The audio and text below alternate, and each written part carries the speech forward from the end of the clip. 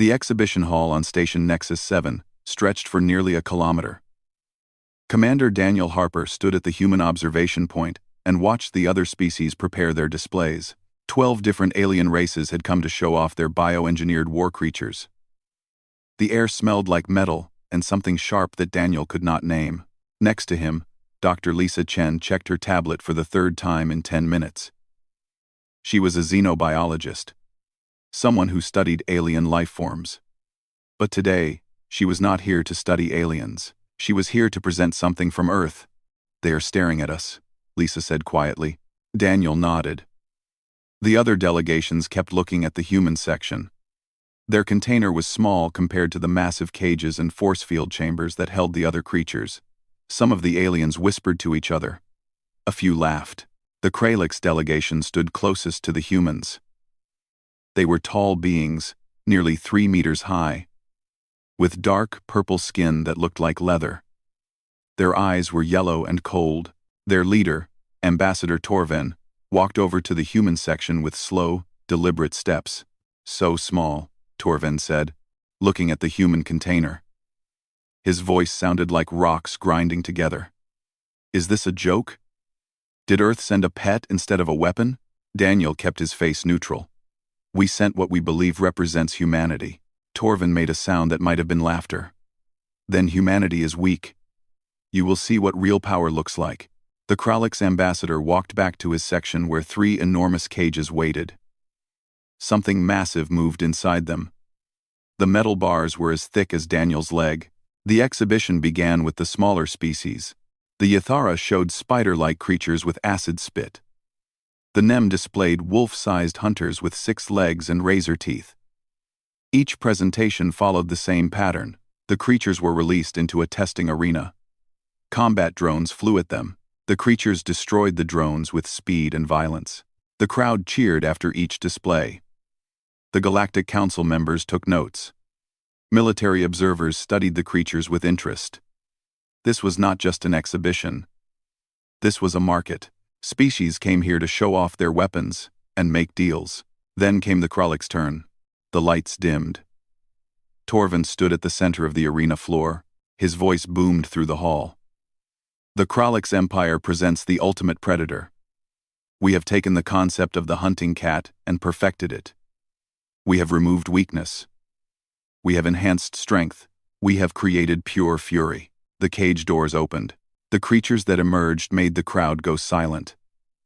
They looked like tigers, but only in the most basic way. They stood 3 meters tall at the shoulder. Their bodies were covered in scales instead of fur, each scale colored deep metallic blue. Their eyes glowed red like hot coals. Muscles rippled under their scaled skin. When they opened their mouths, rows of metal-sharp teeth gleamed. "We call them Ravagers," Torven announced. "They know only one thing: to kill." The combat drones activated. Advanced military models, designed to fight ships. They moved fast and fired practice rounds.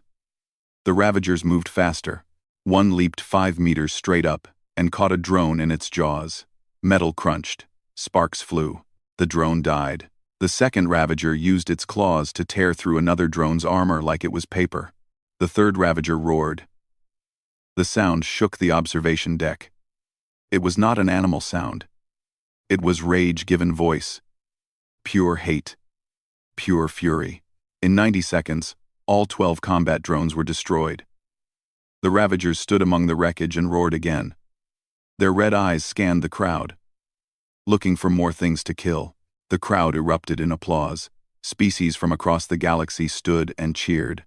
The Galactic Council members nodded in approval. This was what they wanted.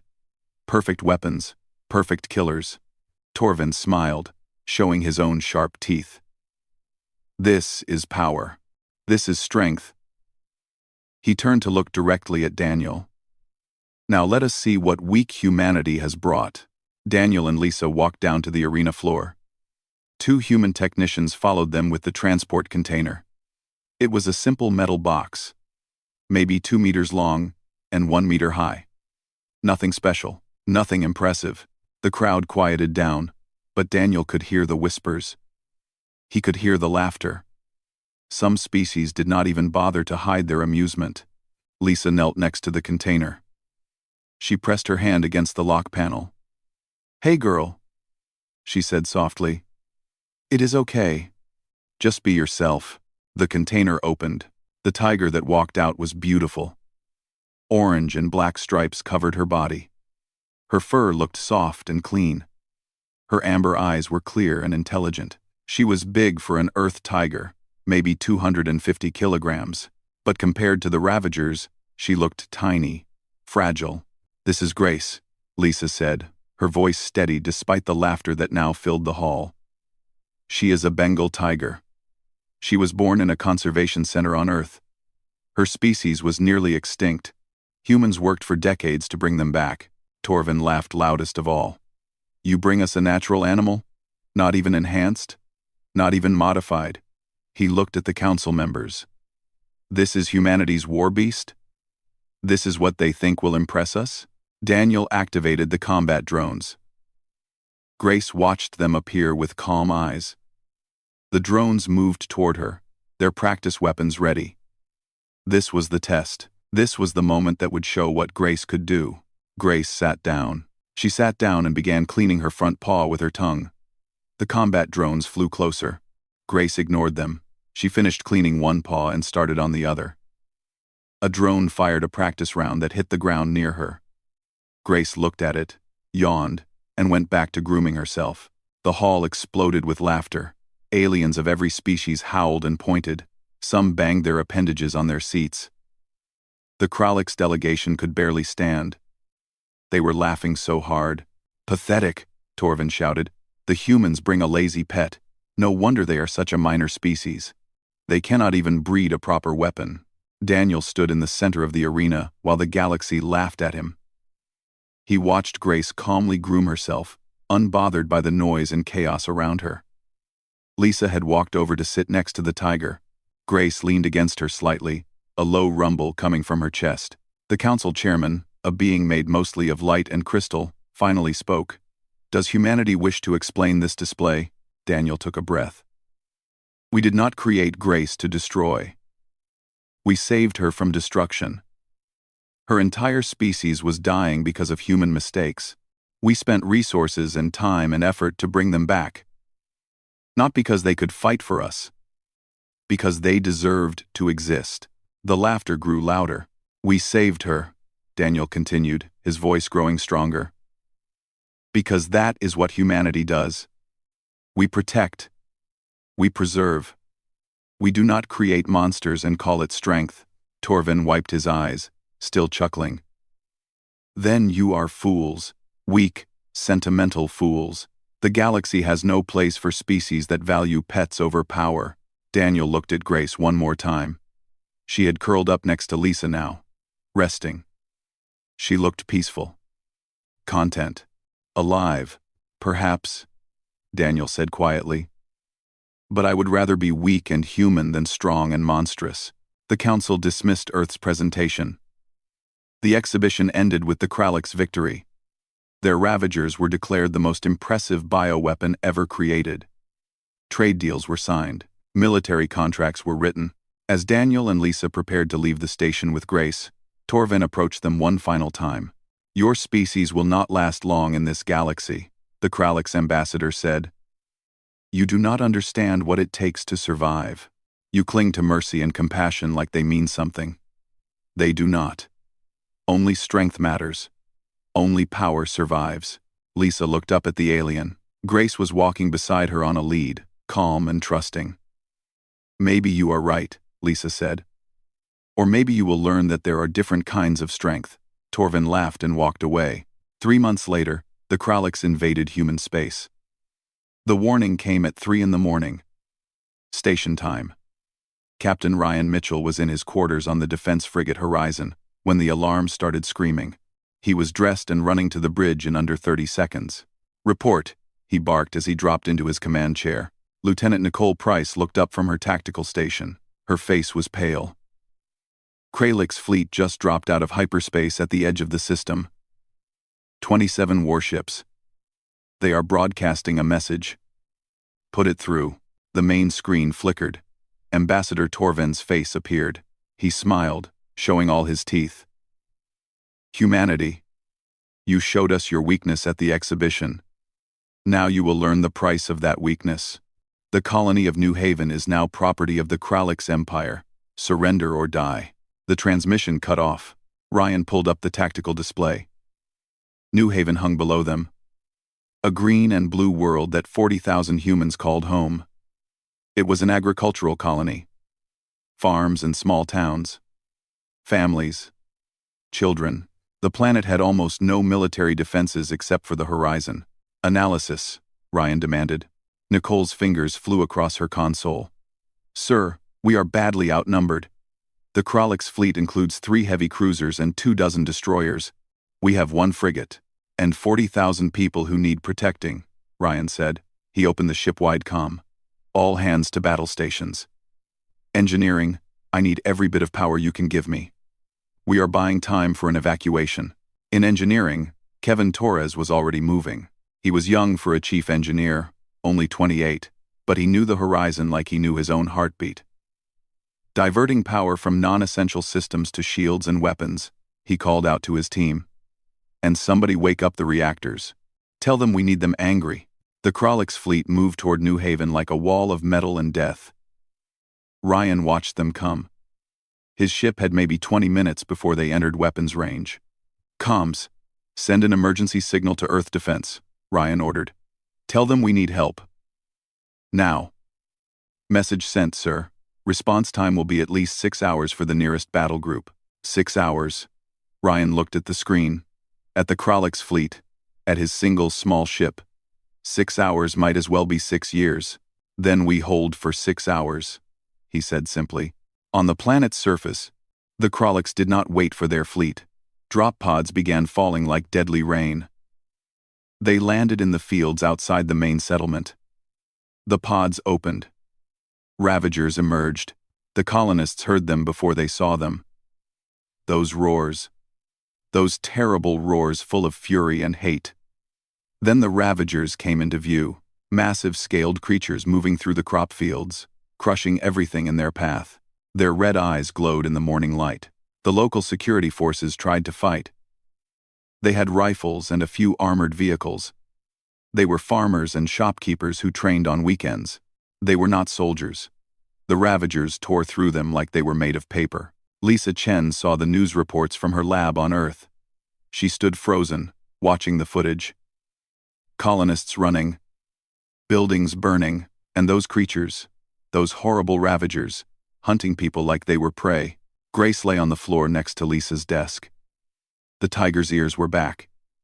She could sense Lisa's distress. Grace stood and patted over. Pressing her large head against Lisa's leg, Lisa's hands were shaking. She put one hand on Grace's head, feeling the warm fur. They made you from hate, she whispered. Those things. They were created to kill. Nothing else. Grace made a low sound in her throat. Not quite a growl, not quite a purr. Just acknowledgement that Lisa was upset. Lisa's computer chimed. An emergency conference call. She activated it. Faces appeared on her screen. Military commanders. Government officials. All looking grim. Dr. Chen, one of the admirals said. We need your expertise. The Kralix are using bioweapons on New Haven. Can we counter them? Lisa took a breath. Not with bioweapons. That is not who we are. Then what do we do? Lisa looked down at Grace. The tiger gazed back at her with those intelligent amber eyes. An idea formed in Lisa's mind. A crazy idea. Maybe a terrible idea. But maybe the only idea that made sense. We show them the difference, Lisa said. Between something created to kill and something we chose to save. In orbit above New Haven, Ryan was running out of time and options. The horizon had engaged the Kralix fleet. His ship was fast, and his crew was good. They had destroyed 2 destroyers and damaged a 3rd, but it was not enough. It would never be enough. Shields at 40%, Nicole reported. Her voice stayed calm even as the ship shook from another hit. Port weapons array is offline. Hull breach on deck 3. sealed. Ryan watched the tactical display. More Kralix ships were moving to surround them. On the planet below, evacuation transports were lifting off, packed with refugees. Every minute the horizon stayed in the fight was another ship full of civilians getting to safety. "Kevin, I need more from the engines," Ryan said into the comm. "Sir, we are already at 115%. Any more and we risk a core breach." "Then risk it. Those people need time." Kevin looked at his readouts. He looked at his engineering team. Young people. Most of them. All of them scared. All of them still working. "You heard the captain," he said. "Give me 120%. And somebody say a prayer to whatever God protects crazy engineers." The horizon surged forward with renewed speed. Ryan used it to position his ship between the Kralix fleet and another evacuation transport. Kralix weapons fire hammered his shields. The ship groaned, lights flickered, but the transport got away. On Earth, Lisa was moving faster than she had ever moved in her life. She had gotten approval for her plan. Barely. Half the military council thought she was insane. The other half just did not understand what she was trying to do. She loaded Grace into a transport container. Not a small one this time. A comfortable one with padding and water and Grace's favorite blanket. The Tiger went in calmly, trusting Lisa completely. "I am sorry," Lisa whispered to Grace. "I am asking you to do something terrible. But I need you. Those people need you. Because you are not a weapon. You are something better." Grace blinked slowly at Lisa. Then she lay down in the container and closed her eyes, ready for whatever came next. The humanitarian transport ship carrying Lisa and Grace joined a battle group heading to New Haven. 3 cruisers and 6 destroyers. Not enough to match the Kralix fleet, but enough to make a difference. Maybe. Lisa stood in the observation deck and watched the stars streak past as they jumped through hyperspace. Other people stood with her. Rescue workers, medical teams, and others like her. Conservation workers with their own containers. Inside those containers were wolves, bears, and other predators rescued from extinction. "They think we are crazy," one of the conservationists said. He was an older man with gray hair. "Bringing animals to a war zone." "Probably we are crazy," Lisa agreed. "But those ravagers, they were made to kill. I need to show people what we made instead. What we chose to value. Maybe it matters. Maybe it does not. But I have to try." The man nodded. "My wolf survived because humans decided he was worth saving. If he can help now, even just by existing, then bringing him is right." 6 hours after the invasion started, the Earth battle group dropped out of hyperspace at New Haven. Ryan saw them on his sensors and felt relief wash through him. The horizon was barely holding together. His shields were gone. He was fighting with half his weapons offline and hull breaches on 4 decks. "Earth forces arriving," Nicole announced. "Sir, we made it." "We made it," Ryan agreed. "Stand by to coordinate with the fleet."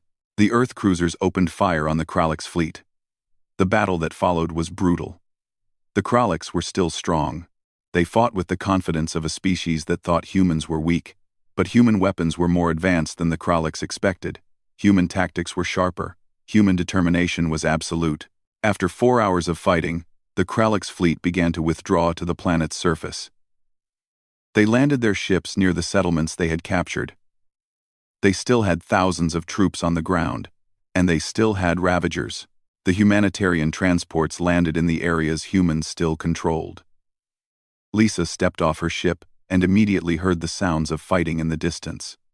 Explosions, gunfire, screaming, both human and alien. Grace's container was unloaded carefully. Lisa opened it.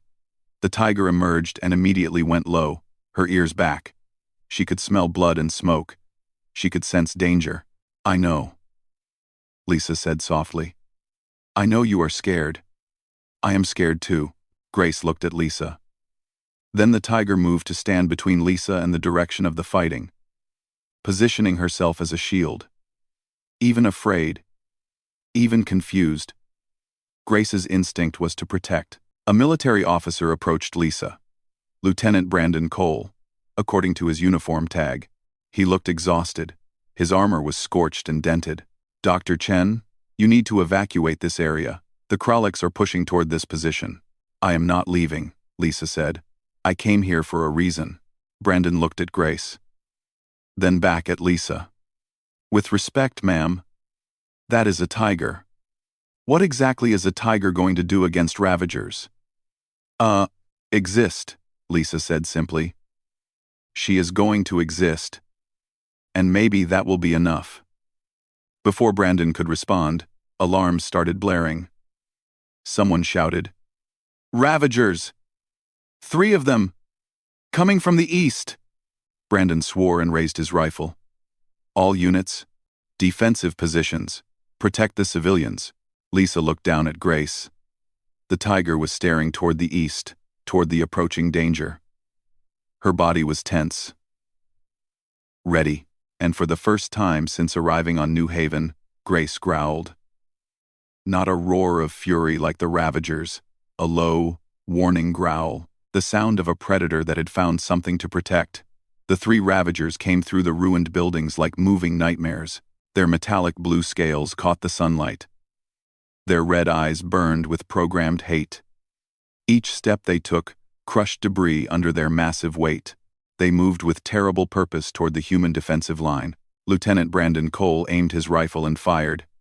The high-powered rounds hit the lead Ravager in the shoulder. Sparks flew where the bullets struck scales. The creature did not even slow down. It roared, and the sound made the air shake. Concentrate fire, Brandon shouted. 20 Marines opened up with everything they had. Plasma rifles, grenade launchers, anti-armor rounds. The Ravagers kept coming. Behind the defensive line, civilians huddled in a partially collapsed building, mostly families who had been too slow to reach the earlier evacuation. An older woman held 2 children close. A man with a broken leg lay on a stretcher. Maybe 30 people total. All of them terrified. Grace stood in front of Lisa, her body low and ready. The tiger's eyes tracked the approaching Ravagers. Her growl grew deeper. Lisa put a hand on Grace's head. You do not have to do this, Lisa whispered. We can run. We can hide. Grace did not move. She stayed positioned between Lisa and the danger. Her tail lashed once. Her claws extended, scratching the concrete beneath her paws. The Ravagers smashed through the defensive line like it was nothing. One of them caught a Marine in its jaws and threw him aside.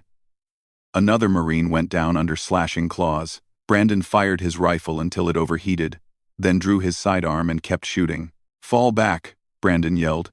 Protect the civilians. Fall back. The Marines retreated toward the building. The Ravagers followed. One of them focused on a young Marine who stumbled.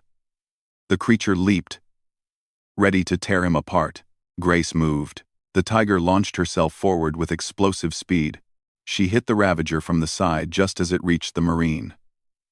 250 kilograms of muscle and fury slammed into the engineered monster. The Ravager stumbled. Grace's claws raked across its scaled neck, looking for vulnerable spots. The Ravager recovered fast. It turned and faced Grace. For a moment, the 2 predators stared at each other. The Ravager's red eyes showed nothing but rage. Grace's amber eyes showed something different. Determination. Purpose. The Ravager attacked first. It was bigger, stronger, faster. Its claws were designed to cut through armor. Its teeth could crush steel. Grace dodged the first strike by inches. She rolled under the second. Then she lunged for the Ravager's front leg and bit down hard. Her teeth found the gap between scales. Blood sprayed. Not red blood. Something darker. The Ravager roared and shook her off. Grace hit the ground hard but scrambled to her feet. The other 2 Ravagers turned toward Grace now. They recognized her as a threat. 3 engineered killing machines against 1 natural tiger. Brandon saw it happening. Covering fire, he screamed. Do not let them surround her. The Marines opened fire on the other 2 Ravagers. The creatures were torn between attacking Grace and dealing with the humans shooting them. It created just enough confusion. Just enough delay. Grace pressed her attack on the wounded Ravager. She was bleeding now from a gash across her shoulder. But she did not stop. She went for the legs, the throat, anywhere she could reach. The Ravager was stronger, but Grace was smarter. She used the wreckage around them. She ducked behind broken walls. She forced the creature to follow her into tight spaces where its size became a disadvantage. Behind them, the second Ravager broke through the Marine line. It charged toward the building full of civilians. Brandon tried to intercept it but got knocked aside. The creature's red eyes locked onto the doorway where the people cowered. A young girl stood in that doorway. Maybe 6 years old. She had gotten separated from her mother in the chaos. She stood frozen, staring at the monster bearing down on her. The Ravager was 5 meters away, then 3 meters. Then Grace was there. The tiger appeared between the Ravager and the child like she had materialized from thin air. She must have broken away from fighting the first Ravager. She must have seen the child in danger. Now she stood in the doorway, wounded and bleeding, facing a fresh enemy that outweighed her by hundreds of kilograms. Grace did not roar in fury. She made a different sound, low and rumbling, almost mournful, like she understood what was about to happen and accepted it. The Ravager slammed into Grace with the force of a vehicle crash. Both animals went tumbling across the concrete. The Ravager's claws opened new wounds on Grace's side. Its teeth clamped onto her back leg. But Grace twisted in its grip and raked her own claws across the creature's face. Her claws found one of those burning red eyes. The Ravager screamed. Not a roar of rage this time. A scream of pain. It released Grace and reared back. Grace collapsed but immediately tried to stand again. Her wounded leg gave out. She fell. The Ravager, half blind now, oriented on Grace for a killing blow. Brandon was running toward them, firing his pistol. Too far away. Too slow. The Ravager raised one massive paw. Then Kevin Torres drove a loader mech straight into the Ravager's side. The young engineer had grabbed the construction mech from the landing zone. It was designed for moving cargo, not fighting. But several tons of metal and hydraulics made an effective weapon when driven at full speed. The Ravager went flying. It crashed into a wall with a sound like thunder. The loader mech sparked and died. Kevin climbed out of the wreckage, looking dazed. "Did that work?" he asked. Brandon ran past him to Grace. The tiger was trying to stand again. Failing. Blood matted her orange fur. Her breathing was labored. "Stay down," Brandon said, even though he knew Grace could not understand him. "You did enough. You did more than enough." The third Ravager appeared. It had killed the Marines who were engaging it. Now it looked at the wounded tiger, the scattered humans, the easy prey. It roared in triumph. Lisa ran forward from where she had been sheltering. "Grace," she shouted. "Grace." "No." She dropped to her knees next to the tiger. Grace's eyes were glazed with pain, but she still tried to position herself between Lisa and the approaching Ravager. Even now, even like this, she tried to protect. The Ravager charged. Ryan Mitchell's voice crackled over every radio. "All units, get down. Fire mission incoming. Authorization, Mitchell, 7 Alpha. Brandon understood instantly. "Everybody down," he screamed. "Cover." The orbital strike hit 3 seconds later, a precise lance of energy from the horizon in orbit above. It struck the charging Ravager dead center. The creature simply ceased to exist, vaporized. The blast wave knocked everyone flat. When the dust settled, the Ravager was gone. The other two were dead or dying from the combined damage. The civilians in the building were safe. Grace lay on the ground, her sides heaving. Lisa cradled the tiger's massive head in her lap. Tears ran down her face. "You saved them," she whispered. "You saved all of them." Brandon knelt next to them. "We need to get her to medical. Now." The field hospital was chaos. Wounded soldiers and civilians filled every bed. Doctors and medics moved between them, doing what they could. When Brandon carried Grace in, everything stopped for a moment. "That is a tiger," one of the doctors said. "This tiger just saved 30 civilians and a squad of Marines," Brandon replied. "Help her." The medical team went to work. They had never treated an earth tiger before, but anatomy was anatomy. They found the worst wounds and started closing them. They gave Grace blood from the universal donor supply. They worked for hours. Lisa never left Grace's side. She held the tiger's paw and whispered to her. "You were not made for this," Lisa said softly. "You were saved from extinction so you could live in peace. So you could have forests and rivers and a quiet life. This is not fair. None of this is fair." Grace's eyes opened slightly. That rumbling sound came from her chest again, not quite a purr. Something deeper. Something that carried weight. Outside the medical tent, Marines gathered. They had heard what happened. They had seen Grace fight. Word spread fast through the human forces. A tiger, a regular Earth tiger, had fought Ravagers to protect people. She had held the line when humans could not, and she had paid the price for it. One of the Marines, a young woman with burns on her face, spoke quietly. "The Kraliks made perfect weapons. We saved an animal. And she is worth 10 of those monsters." Kevin found Brandon later. The engineer was still shaken from his loader mech collision. "Is the tiger going to live?" "Maybe," Brandon said. "The doctors say she is strong. Tough. But she took a lot of damage." Kevin nodded. "She bought us time. When she fought that first Ravager, the civilians got to safety. When she blocked the second one, I got to the mech. Without her, they would all be dead." "I know. The Kraliks created those things in labs," Kevin continued. "They designed them to be perfect killers. And a regular tiger beat them. How?" Brandon thought about it. He remembered Grace's eyes, not red and burning with rage, amber and clear. Aware. "Because she knew why she was fighting," he finally said. "The Ravagers only know how to kill. Grace knew what she was protecting. That makes all the difference." The battle for New Haven continued for 3 more days. Human forces pushed the Kraliks back settlement by settlement. The aliens fought hard, but their confidence was shaken. They had expected weak humans. They found soldiers who fought with precision and determination. Every human squad fought like they had something to protect. Because they did. More Ravagers were deployed, more died.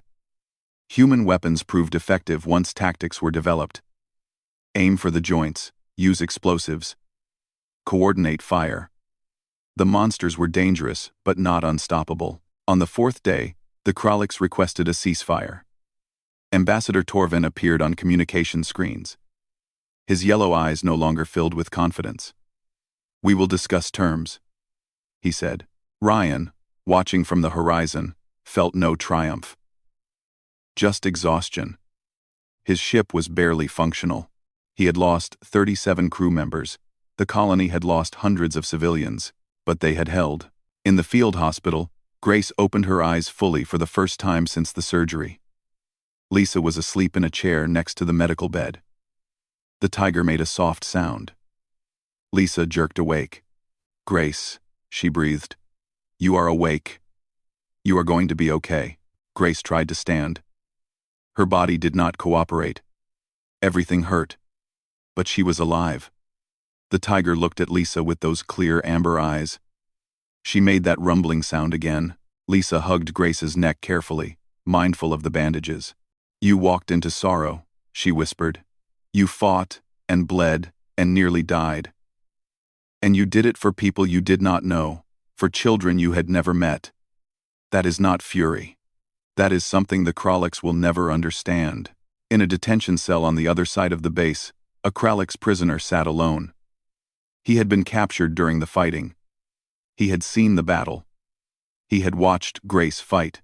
He could not stop thinking about it. The Kraliks had created Ravagers that roared with fury and killed without thought. Humans had saved a tiger that walked with sorrow and fought with purpose. The prisoner tried to understand which approach was truly stronger. The question troubled him more than his captivity. Grace healed slowly. Her wounds were deep and numerous. The medical staff did everything they could, but they were not veterinarians. They worked from basic anatomy texts and their own skill. Somehow, it was enough. After 2 weeks, Grace could walk again. She limped badly on her injured leg. Long scars ran across her shoulder and side where the ravagers had torn her open. But she was alive. More than that, she seemed to understand that she had done something important. Lisa stayed with her constantly. She slept in the medical tent. She brought Grace food and water. She talked to the tiger like Grace could understand every word. Maybe she could. "The war is still going on," Lisa said one evening. They sat outside the tent, watching the sun set over the damaged colony. The Kralliks pulled back from New Haven. But they are attacking other human worlds. Earth is sending more ships. More soldiers. It is going to be a long fight. Grace leaned against Lisa's side. The tiger's weight was comforting. Real. A reminder that some things still mattered even in wartime.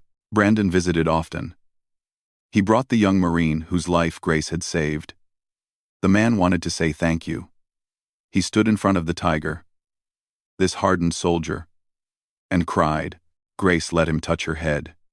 She remained calm and gentle. "She is not like those ravagers at all," the Marine said. "Those things only know hate. She knows something else. Love." Lisa said simply. "She knows love. We raised her with it. It is what she learned. It. I have love. I have about Comstory. I have about Comstory. It is what she learned." The ceasefire held for 3 weeks. During that time, humans buried their dead. They repaired buildings. They tried to help the wounded heal, both human and tiger. But everyone knew the fighting would start again. The Kralliks had too much pride to surrender. Humanity had too much at stake to give up.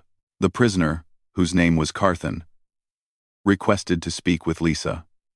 The guards were suspicious, but Lisa agreed to meet him. They sat in a secured room with armed Marines watching. Carthan looked at Lisa with his yellow eyes. "I watched your creature fight," he said. "I do not understand it. What is there to understand? She protected people who needed protecting. But why? The ravagers we create do not care about such things. They are pure. They are perfect. They kill because that is their purpose. Your tiger. She chose to fight, even knowing she might die. Why would any creature do that?" Lisa considered her answer carefully. Because Grace was not created in a lab. She was born. She grew up with people who cared about her. She learned that some things are worth protecting, even at great cost to yourself. "That is weakness," Carthan said, but his voice lacked conviction. "Is it? Your ravagers are bigger and stronger than Grace. They have scales and enhanced muscles and programmed rage. But Grace beat them. She is still alive. They are dead." Which one was really stronger? Carthan had no answer. The fighting resumed on the 23rd day. The Kralliks commander, desperate to show his people that the invasion was not a failure, ordered a massive assault on New Haven's primary civilian shelter. It was a converted mine, deep underground. 5,000 people lived there, families who had nowhere else to go. Intelligence reports reached the human command. 6 ravagers were being deployed. They would dig through the shelter's defenses and slaughter everyone inside. Brandon led the response team. 50 Marines, the best soldiers they had. "We stopped them before they reached the shelter," he told his squad. "Whatever it costs. Those people are depending on us." They set up defensive positions at the shelter entrance. Heavy weapons, explosives, everything they could carry. It would not be enough against 6 ravagers, but they would make the creatures pay for every meter of ground. Lisa heard about the deployment. She found Brandon preparing his gear. "I am coming with you," she said. "Absolutely not. This is a combat operation. Grace wants to help." Brandon stopped. He looked at Lisa. "She is still healing. Those wounds are barely closed. If she fights again, it might kill her. I know. But she knows something is wrong. She knows people are in danger. You cannot keep a protector from protecting Brandon. It is not in her nature." Brandon looked past Lisa to where Grace waited. The tiger stood on all 4 legs, though her stance was stiff and painful looking. Her ears were forward. Alert. Ready. If she dies, "It is on me," Brandon said quietly. "If she dies, it is because she chose to protect others. That is who she is." Grace rode to the shelter entrance in an armored transport. The Marines around her treated her like one of their own. They checked her wounds. They offered her water. One Marine, a big man with a scarred face, scratched behind Grace's ears. "You are tougher than you look, Cat," he said. Grace rumbled at him. They reached the defensive position just as the sun was setting. The wait was not long. The Ravagers came as darkness fell. 6 of them, moving together like a pack. Their scales gleamed in the artificial lights the Marines had set up. Their red eyes burned. "Contact," someone called. 6 hostiles, approaching from the north. 300 meters, and closing. Brandon gripped his rifle. "Hold fire until they are in optimal range. Make every shot count." Grace moved to the front of the defensive line. Lisa tried to stay back, but Grace kept positioning herself between Lisa and the approaching danger. Old habits. Deep instincts. The Ravagers charged the human position. The Marines opened fire. Plasma bolts and armor-piercing rounds hammered the creatures. One Ravager went down immediately, its skull pierced by concentrated fire. A second stumbled, wounded. The other 4 kept coming. Grace went to meet them. She was slower than before. Her movements were careful, compensating for her injuries. But she was no less determined.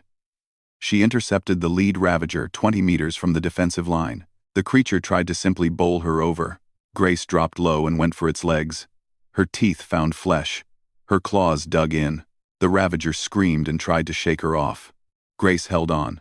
Another Marine squad flanked the creature and poured fire into its side. The Ravager fell. Grace released it and turned to face the next threat. 2 more Ravagers were breaking through the defensive line. Marines fell back, firing constantly. One Ravager caught a soldier in its jaws. The soldier's screams cut off suddenly. His squad mates roared in anger and vengeance, and concentrated all their fire on that Ravager until it stopped moving. The last 2 Ravagers made it past the Marines. They headed straight for the shelter entrance, the massive door that protected 5,000 people. If the Ravagers reached it, if they started digging through, people would die. Hundreds of people. Thousands. Grace ran after them. She was limping badly now. Fresh blood stained her bandages. But she ran anyway. Brandon saw what was happening. "Covering fire," he shouted. "Do not let them reach the door." Weapons fire chased the Ravagers, but the creatures were fast. They reached the shelter entrance and began attacking the reinforced metal door. Their claws screeched against the steel. Inside, people heard the sound and screamed. Grace reached the first Ravager and leaped onto its back. She bit down on the back of its neck, looking for the spine. The Ravager bucked and thrashed. Grace held on. The creature slammed itself against the shelter door, trying to crush Grace between its body and the metal. Grace's ribs cracked. She did not let go. The second Ravager turned and attacked Grace while she was occupied. Its claws raked across her side. The same wounds that had just started healing were torn open again. Grace finally lost her grip and fell. She hit the ground hard. She tried to stand. Her legs shook. Everything hurt. She had given everything she had. But the 2 Ravagers still stood. They turned back to the door. Back to their mission. Grace placed herself between the Ravagers and the door one more time. She could barely stand. Blood pooled beneath her. But she did not move aside. She made that sound again. That low, mournful rumble. The sound of sorrow. The sound of understanding what sacrifice means. The Ravagers roared in fury and charged. Grace met them. For 15 minutes, one wounded tiger held that entrance. She took wound after wound. Her body was broken. Her strength was failing, but she did not yield. Every time a Ravager tried to reach the door, Grace was there, biting, clawing. Using her body as a shield, the Marines fought their way forward. Brandon led the charge. They killed the 4th Ravager. The 5th. Finally, they reached the shelter entrance. They found Grace collapsed in front of the door. Her breathing was shallow. Her eyes were half closed. Around her lay the bodies of the two Ravagers she had held off. Both were dead, or dying. Grace had killed them, not with fury, with determination, with sorrow, with the absolute certainty that those people behind the door were worth protecting. "Grace!" Lisa screamed. She ran to the tiger and dropped to her knees. "No, no, no. Stay with me. Please stay with me." Brandon was already on his radio. "Medical emergency. I need a trauma team at the shelter entrance." Now, the medical team arrived minutes later. They saw Grace and hesitated. The tiger was in such bad shape. So many wounds. So much blood loss. One of the doctors shook his head. "Try anyway," Brandon ordered. "That tiger just saved 5,000 people. You will try everything." They tried everything. They worked on Grace right there in the dirt. They stabilized her enough to move her.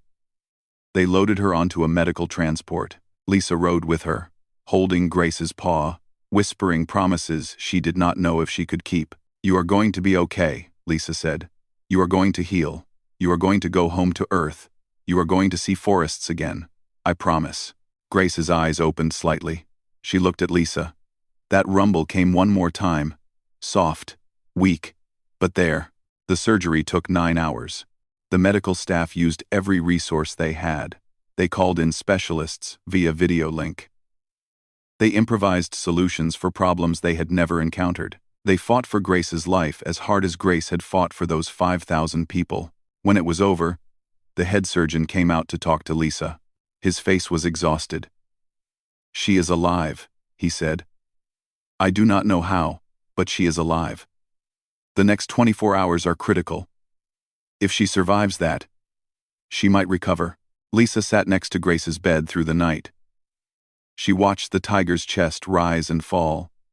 So slow. So fragile. This creature who had been so strong, now fighting just to breathe. Brandon visited at dawn. He brought someone with him. The little girl from before. The 6-year-old Grace had protected during the first attack. Her name was Amy. "She wanted to see the tiger," Brandon said. "Her parents are okay with it." Amy approached Grace's bed carefully. She looked at all the bandages. At the machines keeping Grace alive. Tears filled her eyes. "Is she going to be okay?" Amy asked. "I hope so," Lisa said honestly.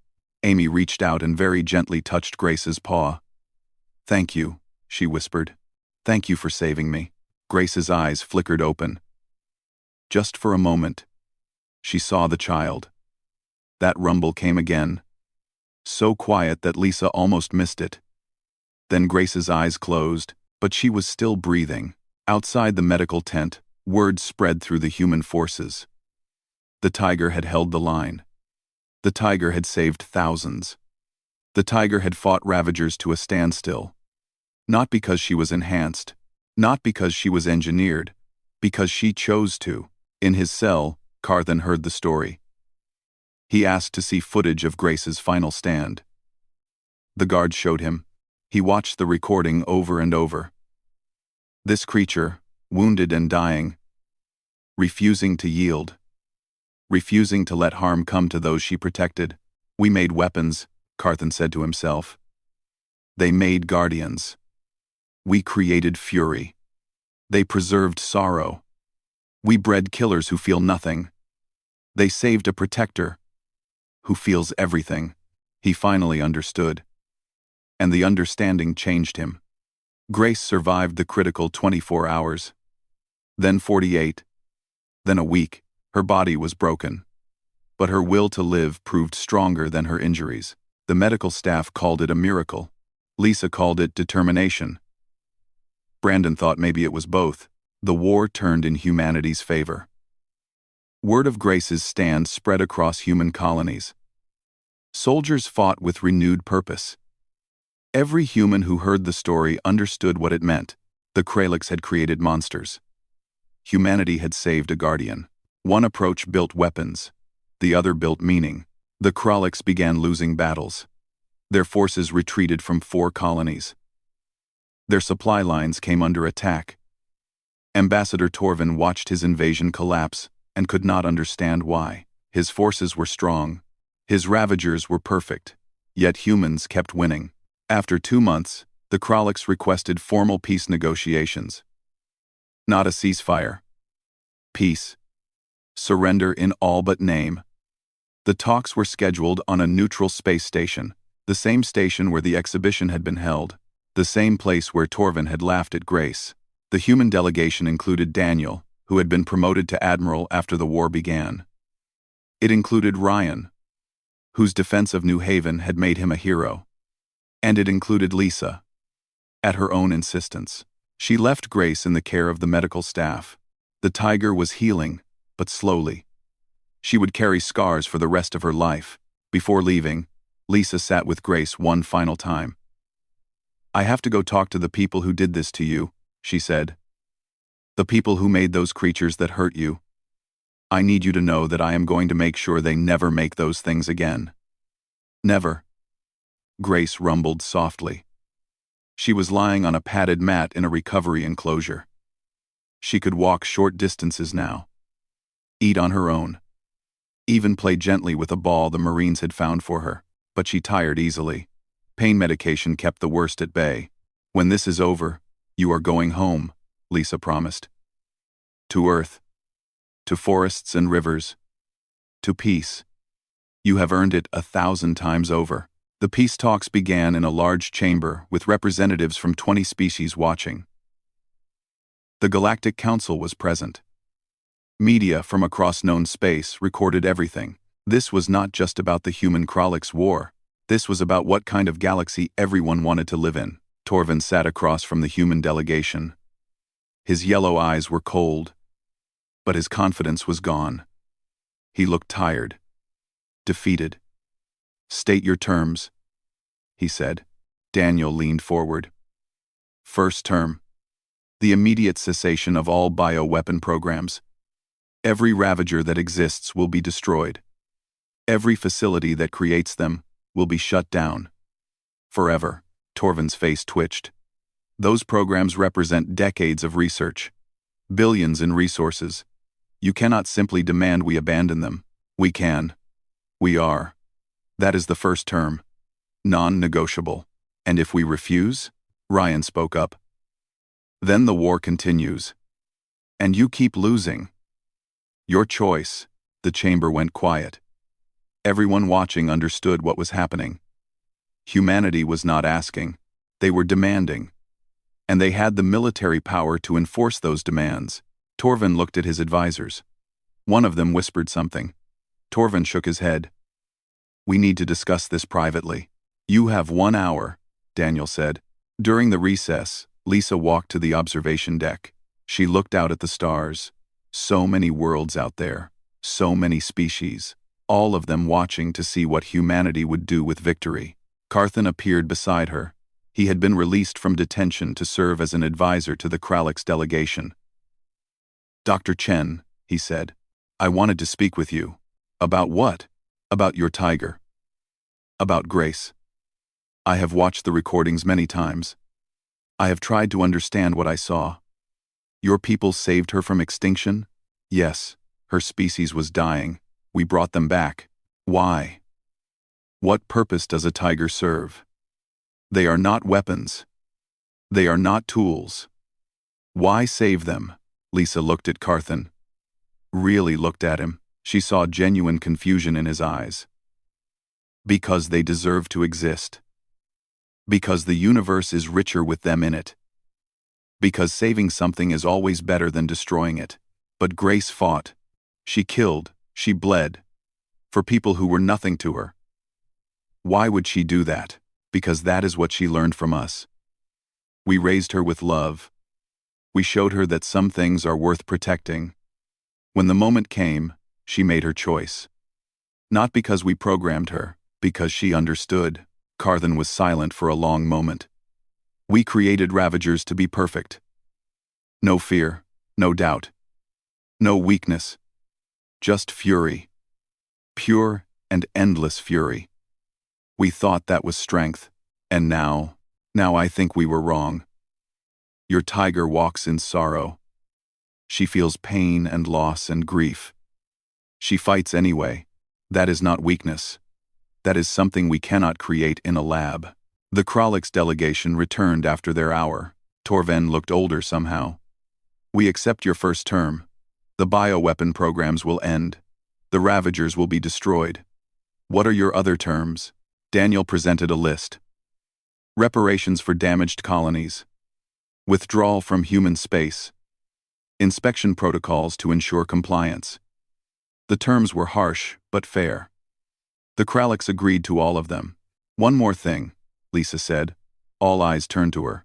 The Ravagers that still exist. They did not choose to be created. They did not choose to be what they are. When you destroy them, you will do it humanely. No suffering. We will send veterinarians to help. Even in ending them, we will show mercy. Torven stared at her. You would show mercy to the creatures that nearly killed your tiger? That killed your people? Yes.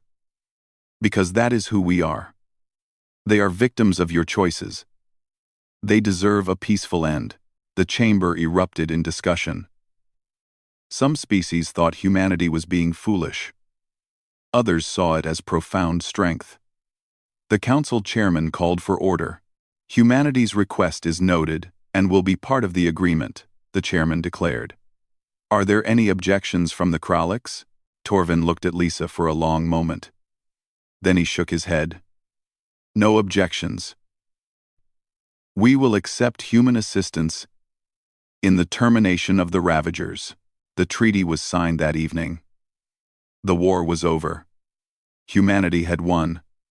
But more importantly, humanity had shown the galaxy a different way of being strong. Lisa returned to New Haven immediately after the signing.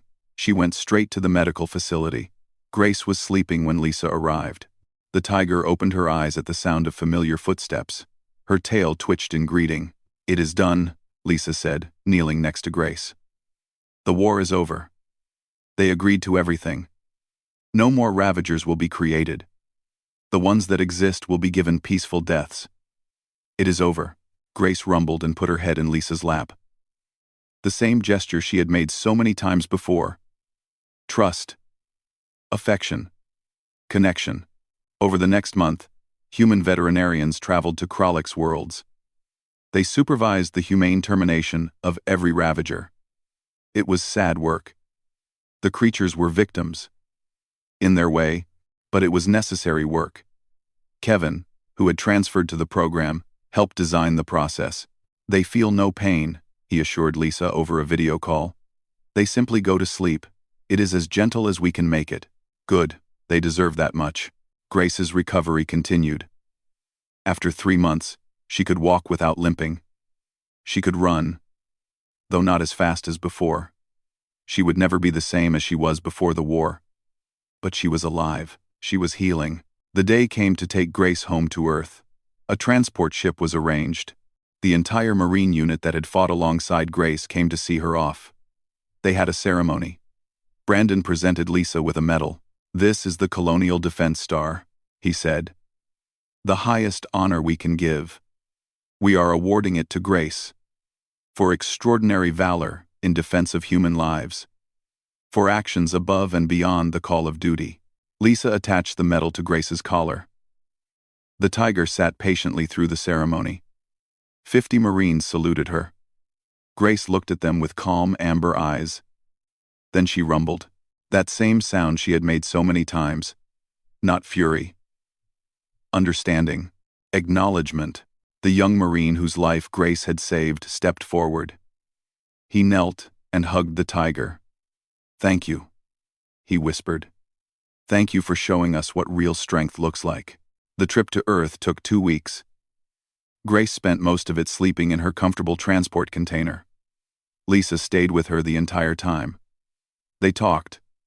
Well, Lisa talked. Grace listened. It was enough. When they reached Earth, a large crowd waited at the landing pad. News of Grace's return had spread.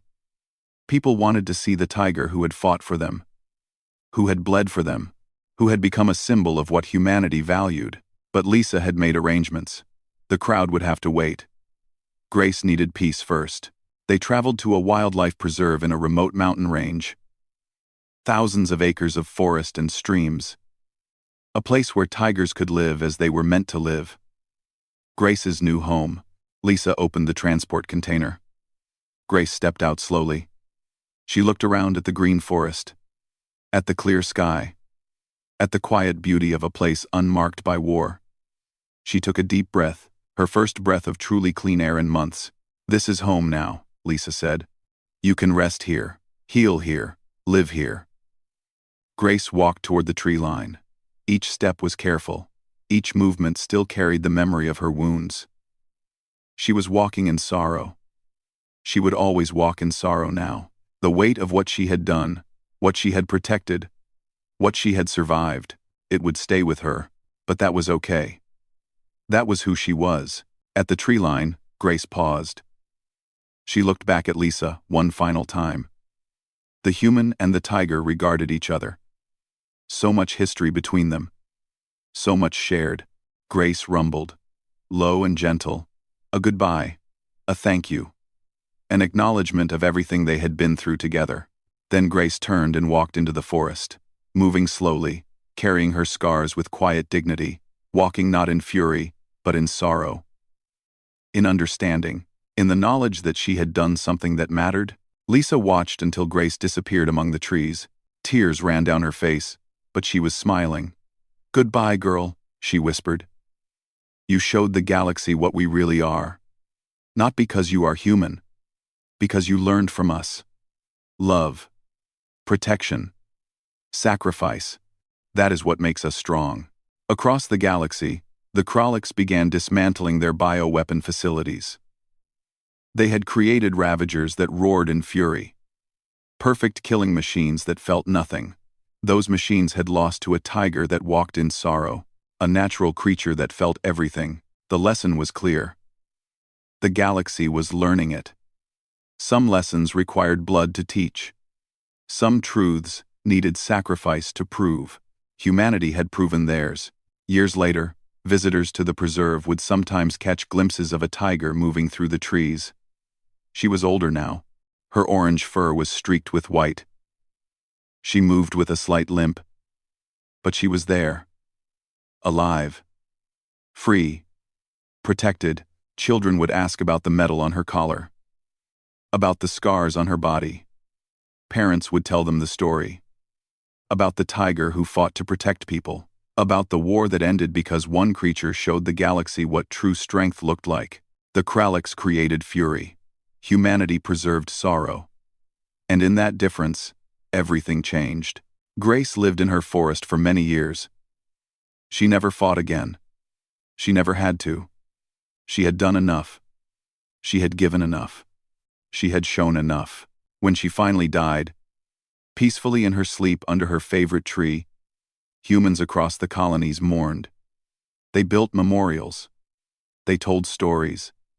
They remembered. Because Grace was not just a tiger. She was a symbol. A reminder. A truth made flesh. Fury can destroy, but sorrow can save. Rage can kill, but love can protect. Monsters can be created, but guardians must be raised with care.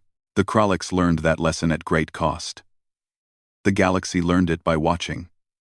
And humanity remembered it by honoring a single tiger who walked in sorrow and changed everything. Grace's story became legend, not because she was the strongest, not because she was the fastest, not because she was enhanced or modified or created to be perfect, because she was saved, because she was loved, because she chose to protect, and because in doing so, she proved what humanity had always known. The strongest weapon is not fury, it is sorrow. Sorrow for what must be done. Sorrow for the cost of protection. Sorrow for the weight of sacrifice.